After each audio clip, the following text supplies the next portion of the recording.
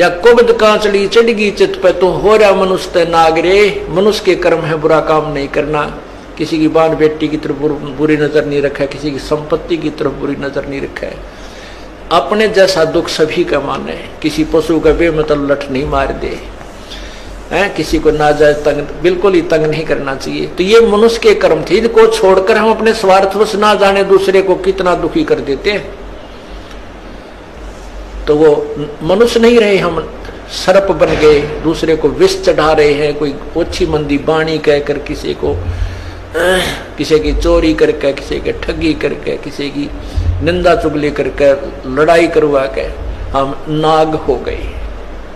और सूझे नहीं सजन बिना प्रेम बैराग रे।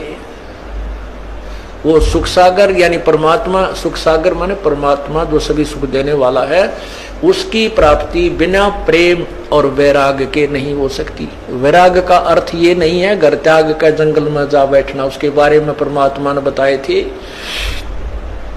एक नारी त्याग दीनी 5 नारी गैल वे, पाया ना द्वारा मुक्ति का सुखदेव करी बहुशैल वे। सुखदेव ऋषि माँ के गर्भ से ही 12 वर्ष का होकर बाहर निकले थे और उसको गर्भ में इतना ज्ञान था कि मैं अब जंजाल में नहीं फंसूंगा, ना शादी करवाऊंगा, और जंगल में जाकर एकांत में माया के, माता पिता भी माया है, माता पिता भाई बहन यह भी काल की माया है, क्योंकि इस विष्णु जी के गुण मोह के अनुसार हम इनमें फंस जाते हैं। हम नहीं निकल सकते, चाहे तड़कल मर जावा पर नहीं छूट सकते इनसे, फिर ये हमारे साथ ना रहते ना हम इनके साथ रह पाते। तो इस तरह का ज्ञान तो उसको था। उसने माँ के पेट से निकलते ही अपनी और नाल को भी कंधे पर डाल ली और व्यास जी कहते हैं बेटा मुझे दर्शन दे जा, बेटा मुझे दर्शन दे जा। अरे दर्शन तक दे दे, तेरी 12 साल बाट देखी हमारा छोरा होएगा। तो दूसरी तरफ मुंह किए हुए कहता है कि व्यास जी ना जाने कितनी बार तू मेरा बेटा और मैं तेरा बाप हो लिया, ना मेरा कितनी बार मैं तेरा बेटा तू मेरा बाप हो लिया।